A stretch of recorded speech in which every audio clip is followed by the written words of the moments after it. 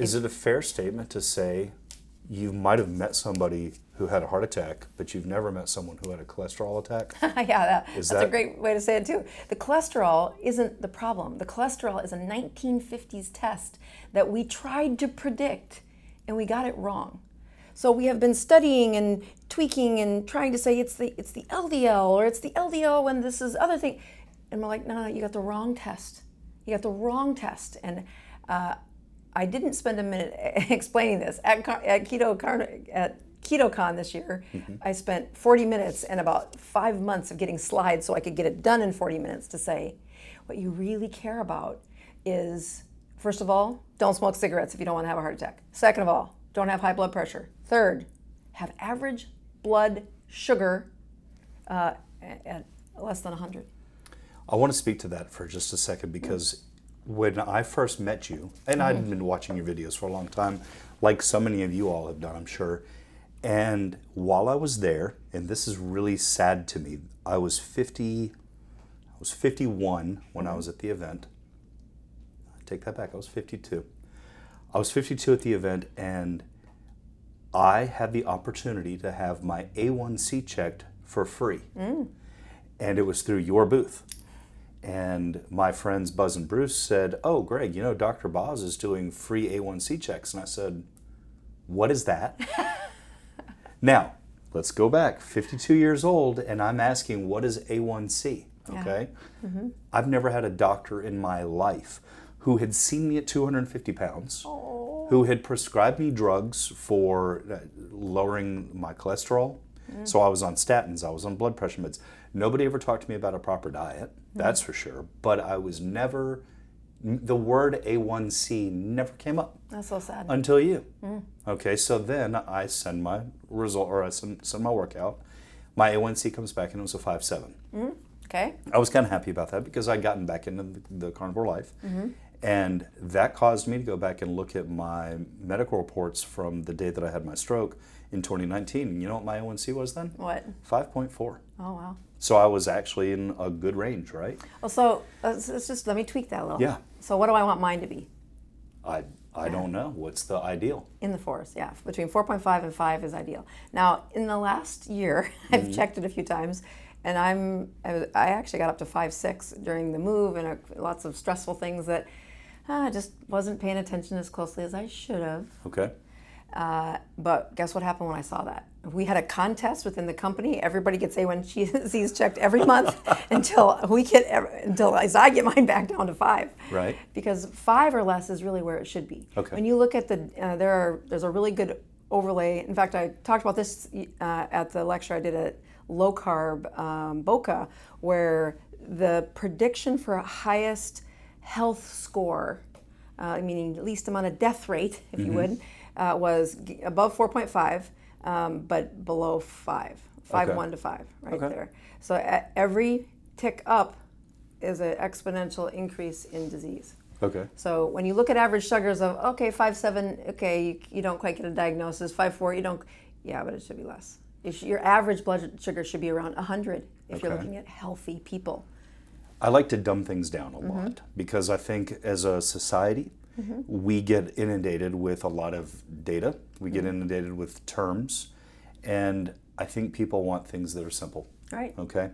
So let's say that there's a police officer in your rearview mirror on your tail, and you're on the interstate, and you're the only car on the interstate, and the speed limit says 70.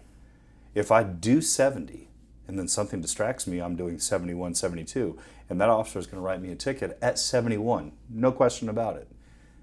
What you're saying is don't be at 70, be at 60. Right. Now I have the room, if I need it, to allow something to stress me. Right, yeah. So, I mean, average blood sugars are, they are your average.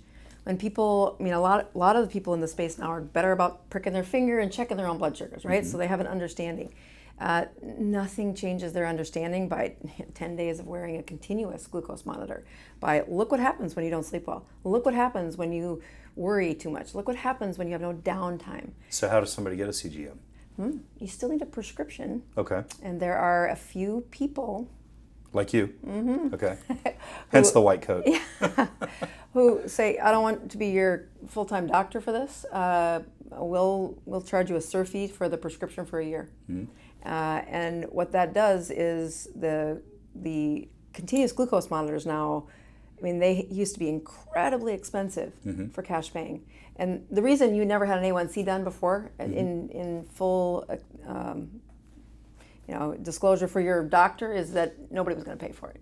Oh. If he would have ordered it, he or she would have ordered it without diabetes, without a fasting sugar that's already abnormal. Why look at the average? Despite the immense data that says as the average goes up, the pathology goes up.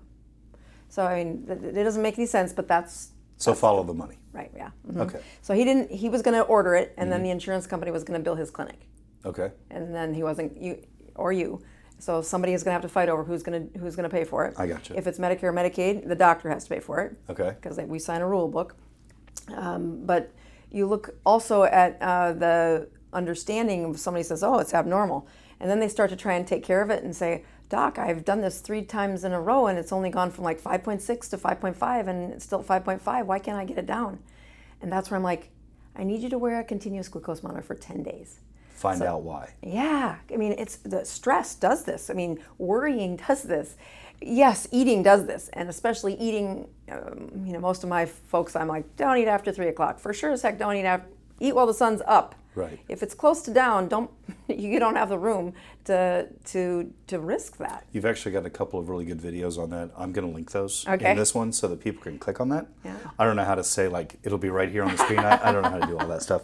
Okay, well, that's very interesting. And I think it's important for people to understand that they can control this. They can take control of the knowledge of your body. Right.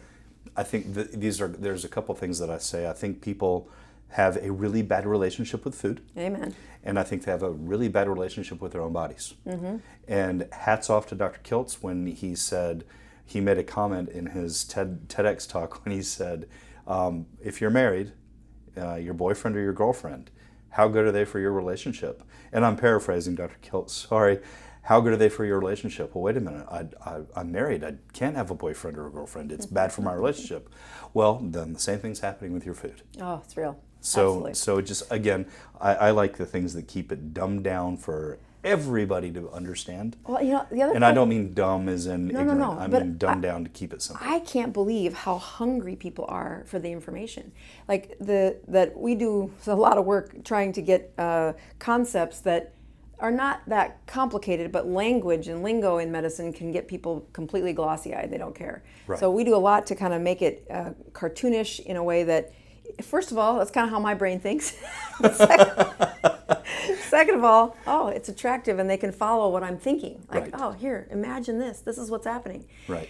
And then you say, get me out of the way. I mean, that A1C test, the reason I partnered and said, I will invest in these free tests at a place where the biohackers are showing up because they should know. And you don't need me. Prick your finger, send it in, get it tested.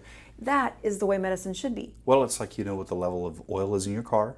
And if you don't know what the oil level is, you got something up there that tells you at this many miles. Right. Right? Right. So But we don't do that for ourselves. Right, and you look at the people who should be saying, well, I wonder what my A1C of my neighbor is. I wonder what or somebody I love, right? Yeah. And they're like, well, go to your doctor. They forget the word. They get distracted. You haven't been in years, and they're here for this thing that they wanted that their neighbor said, and they completely lost that, drive to do that. Right. The other part that I think is amazing in 2023 is a continuous glucose monitor. It used to cost $2,000 to $3,000 for that, for sure for 6 months, but a good $2,000 if you were paying cash for a 3-month prescription. And the only people covering it were going to be your insurance company if you were injecting insulin. Right. But that technology is definitely improved, and we now, Thank God. I know, guess what a prescription now for, and I only prescribe the good continuous glucose monitor, the one where it checks it while you're sleeping, while you're awake, after exercise, while you're having sex. I mean, it's Truly constant. Constant every 5 minutes, and it shows up on your Like a phone app? Yep. Mhm. Really? Yeah, guess what it costs for 1 month of that prescription? Oh, I hope it's low. Take a guess. $39. Oh, not quite that cheap. Okay. That's a copay. Okay. But it's $150. $150 a month. Yeah, and that's 3 sensors. Okay. That last, if you're a brittle diabetic, it's FDA approved for 10 days. But Okay. if you just wear it till it's not working anymore, then it's about 12 days. Okay. So, but when you study you, it is this empowerment that you couldn't say, well, I think I'm doing everything right. And they put their best effort into it. They do try to change. But when they're blinded to what are some of the metrics that are going to change their risk of a heart attack. Right. It is, well, you see that snack that you have at 9 o'clock at night that you don't ever log in and you don't tell anybody about, well, your sugar doesn't lie. Right. Yeah.